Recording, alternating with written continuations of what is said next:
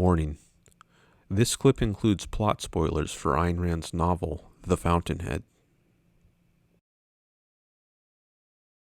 BioShock has been criticized by the attentive for not accurately representing Ayn Rand's ethics at all, with the control-obsessed Andrew Ryan having more in common with a Randian villain, like the manipulative Ellsworth Toohey, the principal antagonist to the heroic and strangely prone to acts of rape Howard Rourke from her earlier and, in my opinion, much better novel, The Fountainhead. Strangely prone to acts of rape Howard Rourke. Now, I think saying that Howard Rourke is prone to acts of rape is, at best, a misunderstanding. But it might just be a smear. It's very common for Rand's critics to try to smear her and attack strawmen.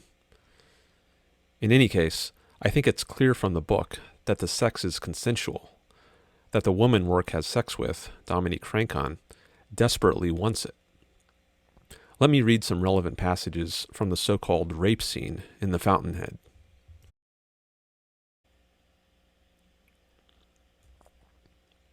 Quote, "She fought like an animal, but she made no sound. She did not call for help." Unquote. Now, why did she make no sound? Why didn't she call for help? Maybe because she wanted the sex? Another passage.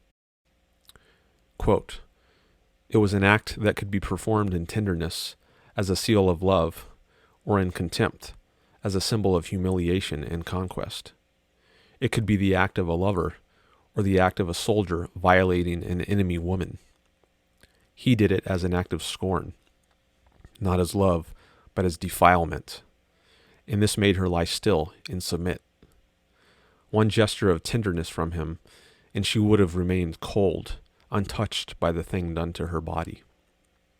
But the act of a master taking shameful, contemptuous possession of her was the kind of rapture she had wanted." Unquote. I repeat, it was, quote, "the kind of rapture she had wanted," unquote.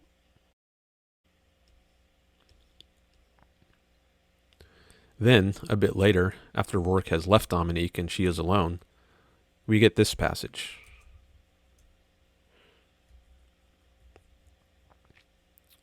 Quote, "She thought she must take a bath. The need was unbearable, as if she had felt it for a long time. Nothing mattered, if only she would take a bath. She dragged her feet slowly to the door of her bathroom. She turned the light on in the bathroom. She saw herself in a tall mirror. She saw the purple bruises left on her body by his mouth. She heard a moan muffled in her throat, not very loud. It was not the sight, but the sudden flash of knowledge. She knew that she would not take a bath. She knew that she wanted to keep the feeling of his body, the traces of his body, on hers." Unquote.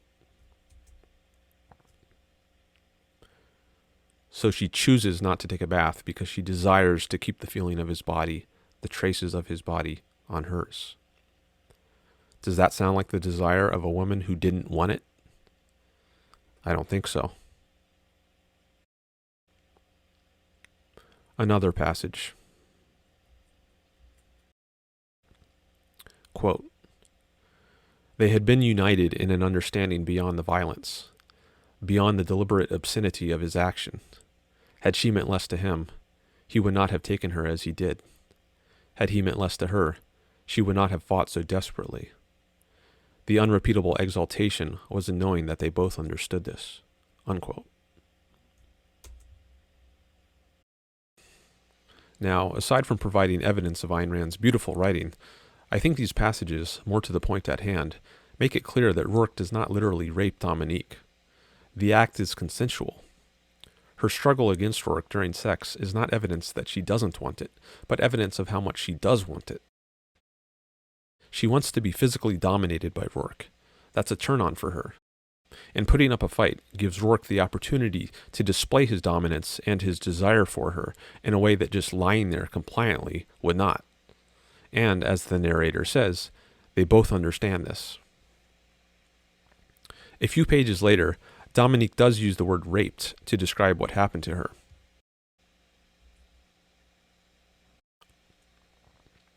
She says, quote, "I've been raped. I've been raped by a red-headed hoodlum from a stone quarry." Unquote.